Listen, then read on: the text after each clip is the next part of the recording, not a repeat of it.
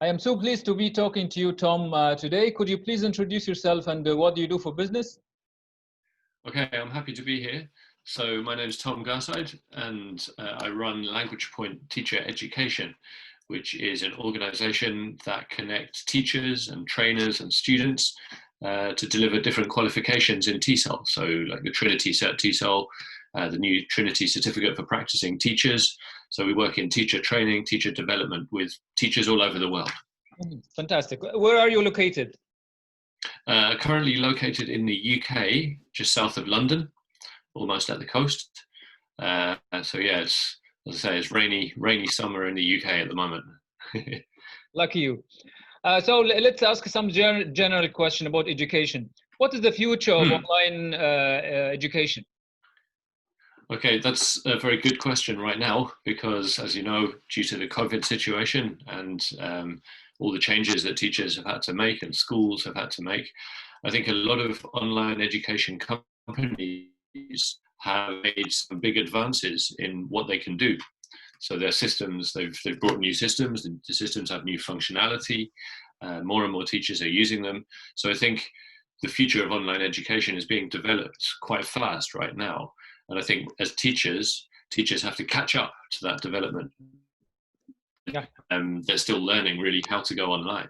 I think a lot of teachers are branching out on their own and delivering lessons independently, so setting up as self-employed or doing their own lessons for themselves, which is a big trend. And I think maybe more degrees and more qualification programs will be available online, which means that a lot more teachers are going to be needed with online skills to meet the needs of the students and how they study. Sure. Big changes. Yeah, that's very interesting. What are the qualities of a good student? A good student generally, wow. I think a good student is someone who is prepared to demonstrate what they're learning. So not just to think about learning as, putting information into your brain and remembering it, but being able to use it, to do something with it, to apply it. In what I do in language education, that's incredibly important, because language is all about communicating and doing and interacting with people. So a good student has to be ready to do that, has to have the confidence to do that. They also need to be prepared to make mistakes. This is something which is often punished by teachers. It's bad to make mistakes. You shouldn't make mistakes. In fact, no, you should make mistakes. Mistakes are fantastic. They tell us as teachers, they tell us what you're learning, what you can do, what you can't do. So I need my students to make mistakes. It's a great thing. Maybe to go beyond, for language especially, to go beyond translation as well. Don't keep translating everything. Sometimes translation is useful, but if you keep translating everything, it's a lot of work. It's very hard work. So think in English, think in the subject that you're studying and the language that you're studying, and that makes for a much better student, I think. Okay. What are the qualities of a good teacher in return? Okay, a good teacher then. So a good teacher must always put their students first, must do. Students are the reasons we're there, right? The reasons that we're teaching in the first place. So I don't mean just by being a nice person and being patient and like this, although that's important, but they have to be someone who really understands that the students are the ones that have to do the work. Finding a good teacher finds ways of making the students think differently, and doesn't just stand at the front of the room and talk all the time. Has to hand over to the students to think more, and in that way they get evidence of what the students are learning, not just, oh yes I understand, but getting the students to tell the teacher to work with the information and communicate about what they're learning. If you don't get that from your students, you have no evidence that they're learning anything actually. Okay, so let's go to the next question. So the students sometimes are not aware of the efforts the teacher are doing before, during, and after the lessons. What do you advise the teachers to do about this situation? That was an interesting question. I thought about this question. That depends on the results of those efforts. If the teacher is putting so much effort into teaching and so much effort into planning, maybe they're working too hard. Maybe they need to find a better way of working, a more efficient or more effective way of working. A lot of the teachers that I observe and I work with, they're running around, trying to do so much work all the time to prepare and to cater for everything they need to do. But this is because maybe they don't have some strategies or some, not tricks, but some easy ways of teaching, that the techniques that really bring about learning in an efficient way. A teacher can do a lot of work unnecessarily. They should, like I said before, they should pass the work to the students, let the students do the work more. Obviously plan and think about how they're delivering the lesson, but the more work the students do, the more evidence they have of learning. So teachers need to step back and pass over the work sometimes to the students, and get down from the front of the classroom, with the talking too much. The big problem for teachers. Okay. So if we speak about the modern age and the future, which is more suitable, like the traditional paperwork or technology? In education? Yeah. Again, good question. I think both are important. I think with what we talked about, the future of e-learning, the future of online education, obviously digital literacy and the understanding of different technologies is super important for teachers and for students to support their learning. And that's a skill that will transfer into their life in the future. We're getting more and more digital realistically in how we work and how we communicate. So yeah, definitely authentic and realistic for students. But for the learning process itself, I think paperwork still has a good place. There is research which shows that when we write things, with pen and paper, the act of writing, the act of putting that language onto paper helps us to retain, helps us to remember information for longer. I think because we put the effort into forming the ideas and forming the sentences on the page, the more effort we put in, the more reward the brain wants, right? The more we remember what we do. If we're just typing and sending or typing and storing, it doesn't stay there for as long. And I think we feel like, well, my phone is doing this work or my computer is doing this work for me, so I don't need to remember it. I can just go and look again. Maybe not so good for the learning process, right? Where we have to keep things in our brain and we have to apply them and think about them a bit more slowly. So I like paperwork, actually. I use a lot of paperwork, and I think hopefully my students benefit from this. Okay, let's speak about the teaching and learning skills. How should teachers deal with difficult students? Okay, teaching difficult students, it requires discipline in the classroom. Every classroom needs a set of rules, a set of disciplines. I don't mean discipline like physical discipline necessarily, but I think if students have realistic expectations of what's expected of them in the classroom, then that helps to control behavior in the future. I think when I meet a new group of students, I don't know who they are. I don't know who the difficult students are or not. And if I set clear boundaries and I set a clear, with a class contract or an agreement between teacher and students that can help us to focus our behavior, then if difficult students start doing things which I don't want them to do, I can bring them back and say, well, we agreed this at the beginning. You agreed that you wouldn't do this. You're doing this in my class now, so maybe we've got a problem, and I've got something to refer to support me then. Yeah. I think you have to start as you mean to go on. Yeah, and the behavior problems and the other problems maybe don't happen so much. We hope. Yeah, we hope. But what should a contract for learning between teachers and the students include or look like? Okay, I mean, a contract for students can look like whatever you want it to look like. It depends on your classroom, depends what you're doing. But I think if you frame it, I always frame this as, we promise we will, ...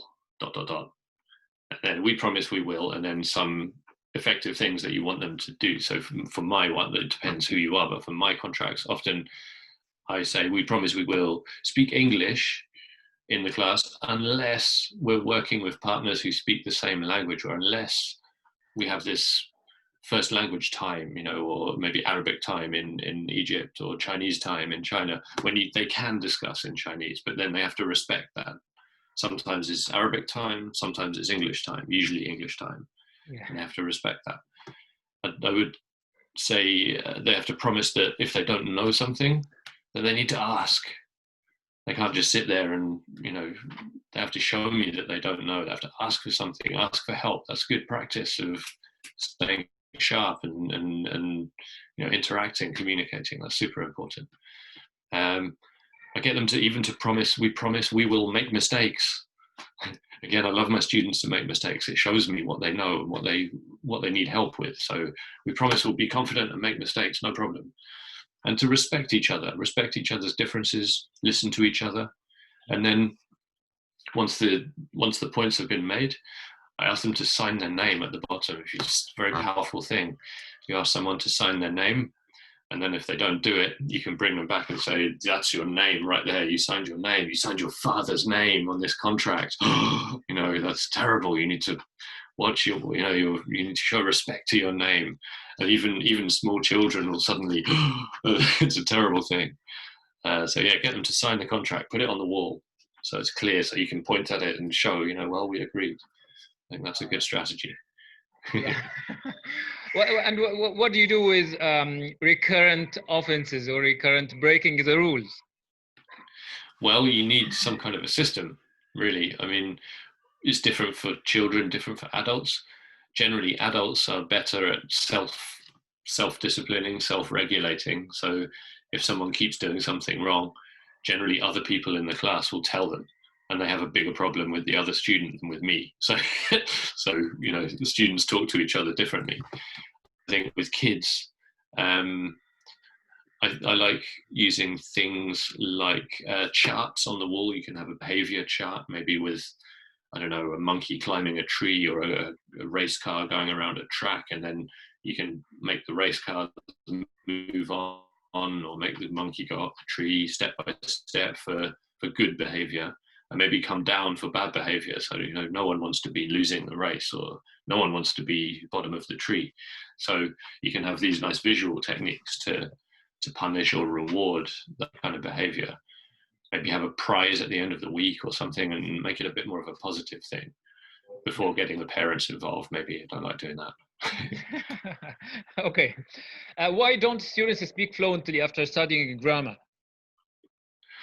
Okay, when we study grammar, I think many teachers study grammar just through reading and writing. And if students are only reading and doing exercises in their books, or writing sentences, it doesn't give them the ability magically to be able to speak and listen fluently and well, and interact and communicate with language. So I think part of grammar study needs to include communication. We need to include application of grammar, so using the grammar. And yes, there's a time for accuracy, and there's a time for learning the correct forms on paper, probably because it's easier to think on paper. But then make sure you follow this up with some speaking work and some pronunciation work. People forget that when we use grammar, it can be tricky to pronounce, like a difficult word. It can be a difficult structure, a difficult sentence. So drilling and helping students to pronounce the words will give them the confidence then to use it when they come to speak. So use fluency practice, and if not, then it doesn't happen by magic, right? Just because you learn something and read something doesn't mean you can talk about it, doesn't mean you can say it effectively or use it in your language. Oh yeah, okay. Why is it usually difficult to memorize a lot of vocabulary? I think it's difficult to memorize anything, isn't it? If I gave you a list of 100 words in Arabic and asked you to memorize them, that would be quite hard, actually. After 1 week or 2 weeks or 2 months, and then I tested you, wouldn't that be hard?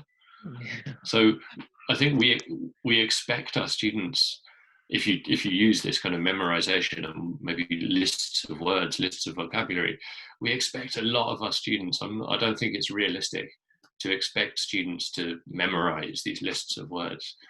The way we learn language and ideas is the brain makes connections between things, right? So when we think about animals, we think about animals all together, right? And when we think about food, we think about food all together. All these words are connected, these ideas are connected.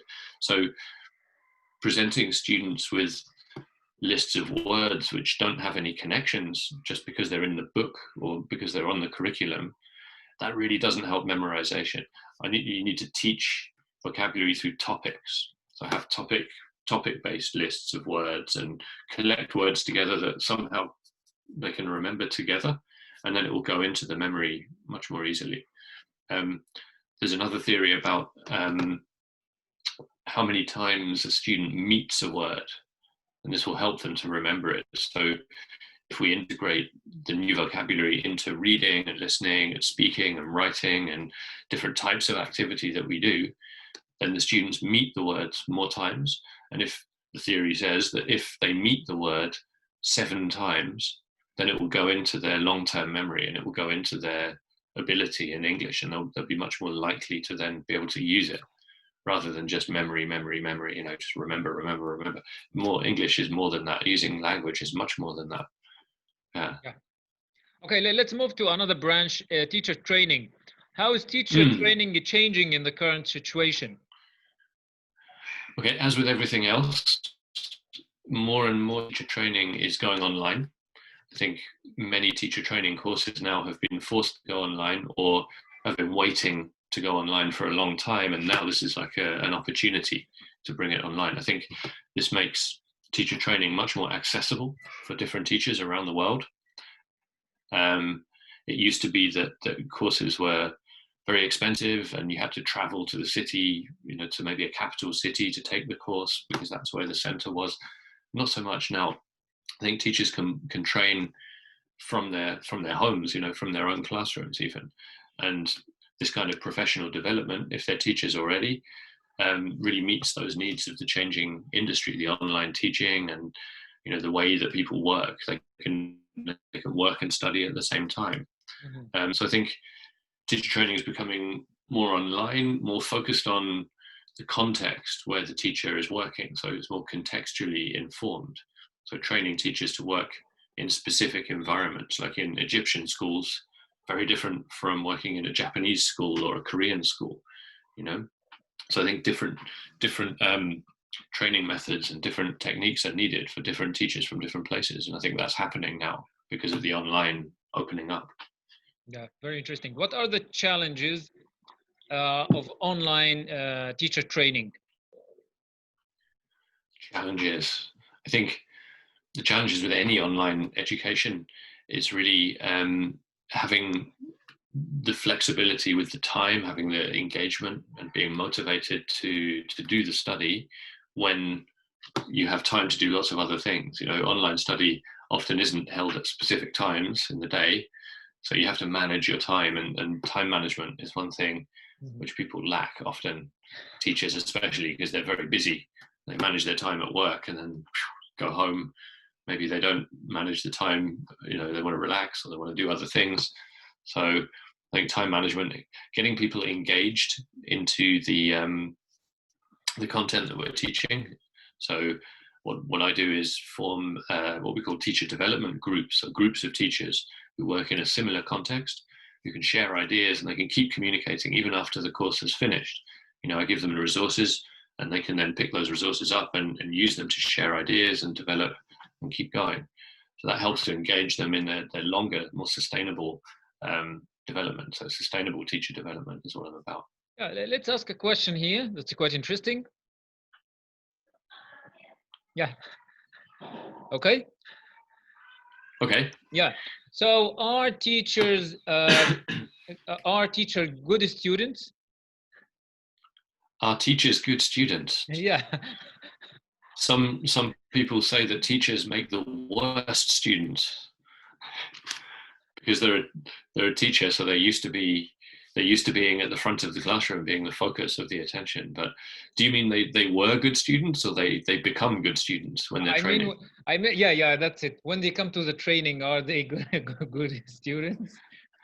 Generally, yeah, because if they come to the training, then they're already motivated, right? They already want to study. That's why they're there. So many teachers, it depends. The teachers who come to the courses, yes, they're generally good students because they volunteer themselves. They come and they want that development. Many teachers resist development though. So your average teacher maybe thinks, oh, well, no, I know I've been doing this for 20 years, I know what I'm doing, and maybe not, and they'll never know because they don't come forward for the development. So yeah, it's about motivation to get the training and to want to improve, I think. Mm-hmm. Okay, so the next question, what are social constructivist methodologies? Excuse me. Yeah. Yes, so social constructivism. Okay, so social constructivism is the idea that when we teach, we're not teaching from a kind of expert high up kind of I will tell you what to do and then you will do it position, which was a traditional way. This is what we call instructivist. So where the instructor is kind of like God, is at the front of the room telling the truth, and the students just accept this truth and don't question anything. Social constructivism is where students work together with the teacher to construct, to build the knowledge that they're studying together. So they co-construct, they build the content knowledge, they build the skills that they want by working together, doing projects, collaborating, interacting. And social constructivism is where the construction of knowledge, the building of knowledge is achieved through interaction, through social interaction. So the way that we communicate, the way that we interact, we have meetings, we do projects together, we organize things together. This adds to the learning process and helps us to learn. Really important in language, because language, as a language teacher, language is a social skill. We use it to communicate socially. And also very important for online learning, because online learning involves a lot of social contact, we use social media, for example. We use other platforms where students can come together and push things together, and that's a very kind of social co-constructing process. So social constructivism is this idea where everyone works together and the teacher kind of monitors this and facilitates that to increase the student's level in whatever they're teaching. That was a very long explanation, but that's what it is. Yeah, let me ask you a question here. Like, can the teacher and the students feel comfortable and secure where they don't have a curriculum or a fixed book to follow? Like they are, as I understand, they are making the product here. Like, is it natural or can they feel secure enough in this kind of context? So social constructivism, the approach I just explained, is possible to use as an approach with a course book. You can have a curriculum and you can have things the student must learn, but teach it in a way which is social constructivist. So there can still be a curriculum. I think the curriculum is super important, and often using textbooks is a very good way of monitoring progress and a way of fitting the learning step by step. So I don't think we use it instead of textbooks and course books. I think it's more about how the teacher approaches the lessons that they teach and approaches the learners and maybe works with them rather than being the dictator on top, telling them what to do. But I think learning can happen without a curriculum, yes, definitely, but it takes a very skilled teacher to be able to do that, to really go in and focus on usefully what the students want and need, without that framework of a curriculum or with a textbook. It's quite hard to do, actually. And that's why we have textbooks. It makes it easier for us as well. Okay, very nice. Okay, next question. What do you mean by contextually informed? Okay, contextually informed training, which is what I do most of my work in with Language Point, is where when I start talking to teachers or training teachers, I start from the beginning point of, where do the teachers work now? What are the teachers doing now? Because I'm not the expert in what this teacher does. If he's a teacher working in Egypt, for example, in a high school, I am not an expert in Egyptian high school teaching. I've never done it. The teacher may have done it for 20 years or 30 years. They're the expert. They know what they're doing. They know what the students need. They know what they have to do. So I will use that situation. I'll find out about that situation. What does an Egyptian classroom look like? What do they do every day? How do they start the lesson. What kind of language do they learn? How do they learn it? And take that, and I think, right, well, how can we improve that, make it easier for the teacher, and make it a better experience for the learners? Not by telling you should do this, you should do that. No, because I'm not the expert, I can't do that.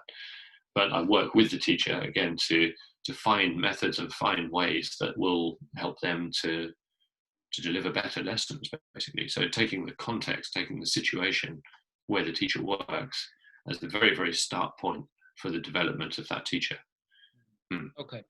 Okay, the next question: how can teachers benefit from online professional development?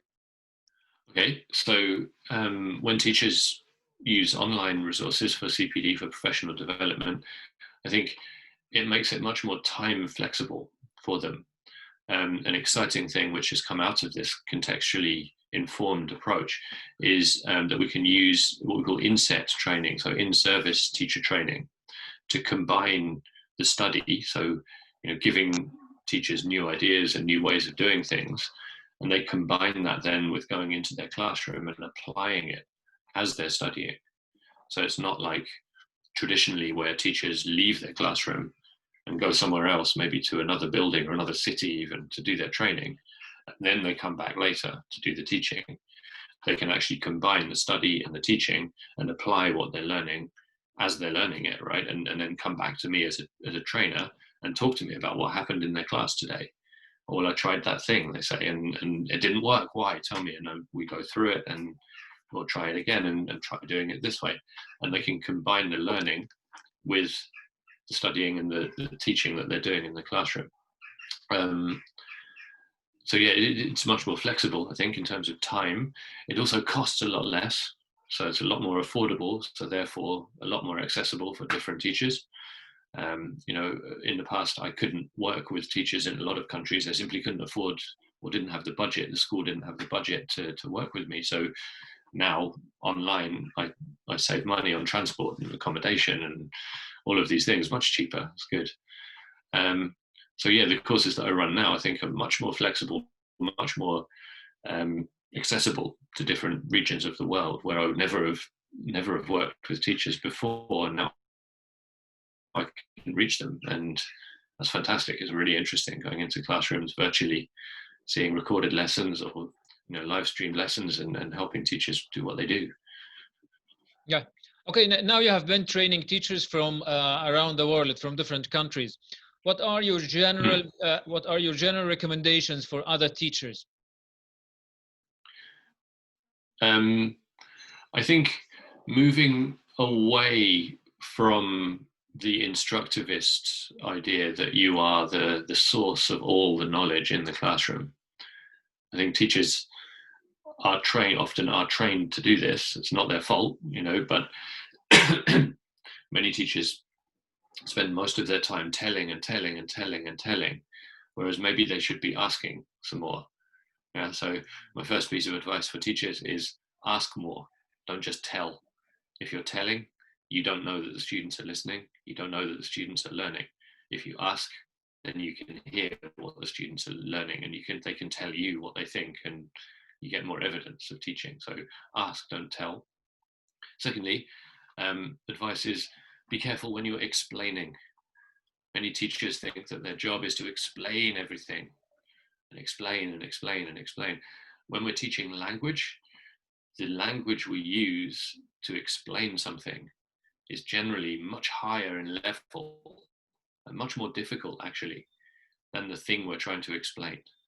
So if you're trying to teach the word car, like a super simple word like car, try explaining what a car is.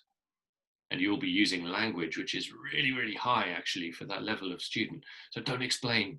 Find other ways of sharing that meaning. Use pictures, demonstrate things. You can't just explain all the time. You end up talking and talking and talking, and again, the students don't get a chance to use anything. Yeah, you can spend all day explaining what a car is, but the students won't necessarily learn anything. Yeah. Sure. So my advice is ask, don't tell, and demonstrate, don't explain. Mm-hmm. These are like key points that my teachers take away when they're working in their classrooms. It has been a great pleasure talking to you, Tom. I really appreciate your coming today. Thank you so much. Okay, thank you, Nour. Great to meet you.